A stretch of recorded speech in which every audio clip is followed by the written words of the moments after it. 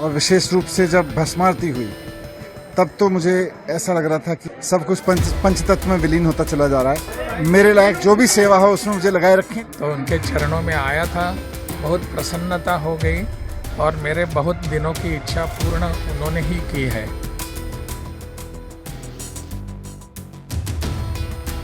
बाबा महाकाल की नगरी उज्जैन पहुंचे बिहार के राज्यपाल राजेंद्र आलेकर और आप नेता मनीष सिसोदिया। यहाँ दोनों ही भक्ति में लीन दिखे। भस्म आरती में राज्यपाल राजेंद्र और मनीष सिसोदिया शामिल हुए।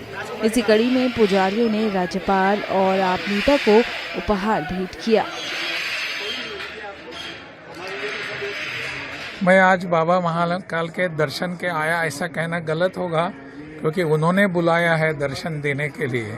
तो उनके चरणों में आया था, बहुत प्रसन्नता हो गई और मेरे बहुत दिनों की इच्छा पूर्ण उन्होंने ही की है। मैंने प्रार्थना यही की कि अपने भारतवासियों के और भारत का गौरव हमेशा बढ़ता रहे। इसी भावना से मैं यहाँ आया था। भगवान की हम पर सबकी कृपा रहेगी। वहीं आप नेता मनीष सिसोदिया ने कहा कि मैंने दिल्ली के लोगों के लिए बाबा से कामना की है। आज महाकाल की नगरी में मैंने बाबा शिव के दर्शन किए, भोलेनाथ के दर्शन किए और 2 घंटे उनके सानिध्य में बैठा।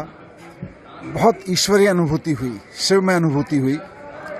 हर पल मुझको ऐसा लग रहा था 2-3 घंटे तक कि महाकाल के दरबार में बैठ के सब कुछ विलीन हो रहा है। और विशेष रूप से जब भस्मारती हुई तब तो मुझे ऐसा लग रहा था कि सब कुछ जैसे अपना सारा अहंकार, सारे डर, सारी ईर्ष्या, सारा द्वेष, सब कुछ पंचतत्व में विलीन होता चला जा रहा है। उसका तो अद्भुत, उसका वर्णन करना मुश्किल है शब्दों में, इतना अद्भुत नज़ारा था वो। मैं बस बहुत शुक्रगुजार हूँ यहाँ के आयोजकों का भी, जिस तरह की व्यवस्था यहाँ कर रखी है।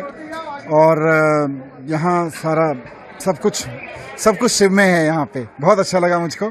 मैंने बाबा के चरणों में बैठ के दिल्ली के लोगों के लिए प्रार्थना की, देश के लोगों के लिए प्रार्थना की, विश्व के लोगों के लिए प्रार्थना की कि सबके हृदय में भगवान शिव विराजमान रहें और प्रेम के रूप में विराजमान रहें। कहीं किसी के प्रति कोई राग द्वेष ना हो, कोई नफरत ना हो। मैंने ऐसे प्रार्थना की विशेष रूप से क्योंकि मेरा लगाव शिक्षा से है। मैंने बाबा के चरणों में प्रार्थना की है कि मेरे लायक जो भी सेवा हो उसमें मुझे लगाए रखें, लेकिन देश और दुनिया के हर बच्चे को अच्छी से अच्छी शिक्षा मिले, हर बच्चे को मानवीय शिक्षा मिले।